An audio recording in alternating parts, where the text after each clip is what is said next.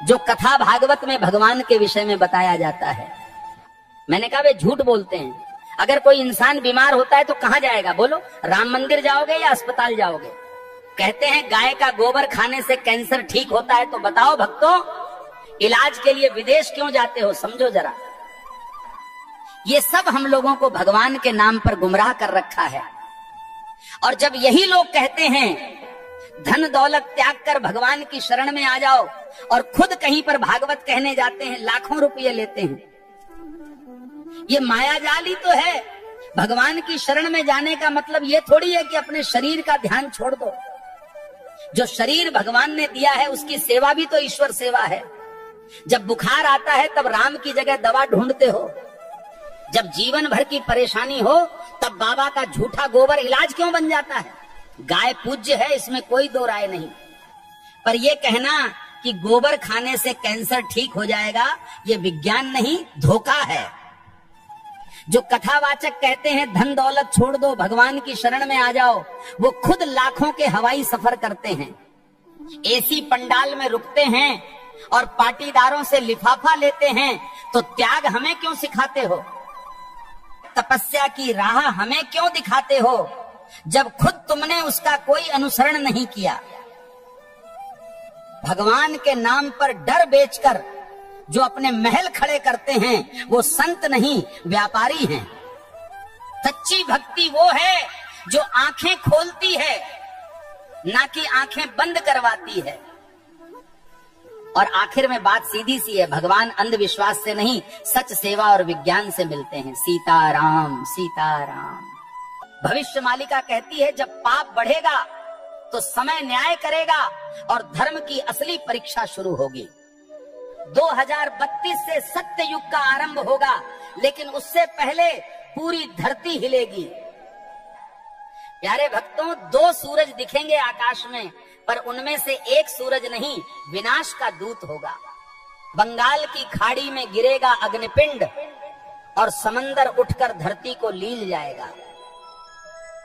7 रात तक सूरज नहीं उगेगा, चांद नहीं दिखेगा, बस अंधकार होगा और भय, जिसे तुम प्राकृतिक आपदा कहोगे। तीसरा विश्व युद्ध दस्तक दे चुका है। शब्द नहीं, अब शस्त्र बोलेंगे। भारत पर हमला होगा, परंतु धर्म की धरती कभी झुकेगी नहीं, क्योंकि भगवान कल्कि का अवतार होगा। जो शरण में आएगा बच जाएगा, जो अभिमान में रहेगा मिट जाएगा। प्यारे भक्तों, भविष्य मालिका चेतावनी नहीं, ये वक्त की आवाज है। जो सुन लेगा वही कल को देख पाएगा। धर्म अब उपदेश से नहीं बचेगा, धर्म बचेगा तो तुम्हारे कर्म और श्रद्धा से। जो अब भी सो रहे हैं, समय उन्हें जगाएगा नहीं, बल्कि बहा देगा इतिहास की धूल में। अब भी समय है भक्तों, या तो धर्म के साथ खड़े हो जाओ या अधर्म के साथ डूब जाओ। कल सऊदी अरब में आयोजित मेरे सत्संग के दौरान एक भक्त ने मुझसे एक दुखद प्रश्न किया। भक्त ने प्रश्न किया, गुरुजी, क्या राखी बांधने से बड़ी बात ये नहीं कि हर औरत को बहन समझा जाए? अरे मूर्खों, राखी के धागे पर इज्जत की एक्टिंग करते हो और बाकी दिन उसी इज्जत को आंखों से नोचते हो। राखी का धागा इज्जत का प्रतीक है, पर नजरें ही इज्जत न दें तो वो धागा क्या करेगा? जो आज बहन कह रहे हैं, कल उसी जैसी स्त्री को घूरते हैं। यही विडंबना है। जिस दिन पुरुष की नजर नारी को सच में बहन समझने लगेगी, उस दिन हर बेटी, बहन, हर स्त्री सुरक्षित अनुभव करेगी। भाई कहे जाने से कोई बड़ा नहीं बनता, उसके विचारों और दृष्टिकोण में सम्मान हो, यही सच्ची मर्दानगी है। राखी की रस्म निभाना सरल है, पर नीयत की सफाई असली परीक्षा है। हे प्रभु, जो स्त्री को देखकर गंदे ख्याल लाता है वो कभी भाई नहीं बन सकता। हर लड़की बहन जैसी लगे, ये सिर्फ कह देने से नहीं होता, जब तक मन से उसे बहन समझा न जाए। राखी कोई ताबीज नहीं है, ये चेतावनी है सोच को पवित्र करने की और नारी को नजर से नहीं सम्मान से देखने की। जिस पुरुष की मर्दानगी किसी नारी की रक्षा न कर सके, वो राखी के धागे का भी हकदार नहीं होता। के भक्त हो या डर के गुलाम, शर्म करो। हनुमान जी ने रावण को जला दिया, तुम आंख फड़कने से कांपते हो। अगर आज हनुमान जी को कुछ कहना होता तो वो बोलते, मुझे तुम लोगों को अपना वंशज कहने में शर्म आ रही है। तुम्हारे यहाँ बड़ी से बड़ी कंपनी का सीईओ भी बिल्ली के रास्ता काटने पर अपना रास्ता बदल लेता है। वो पूछते, अरे तुम सीईओ ही हो ना या चूहे हो? वो बोलते, अरे एक बिल्ली से डर गए, हमने तो रावण को घर में घुसकर मारा था। वो समझाते, तुम विश्व गुरु बनोगे कैसे? 150 करोड़ हो लेकिन सभी डरे हुए हो।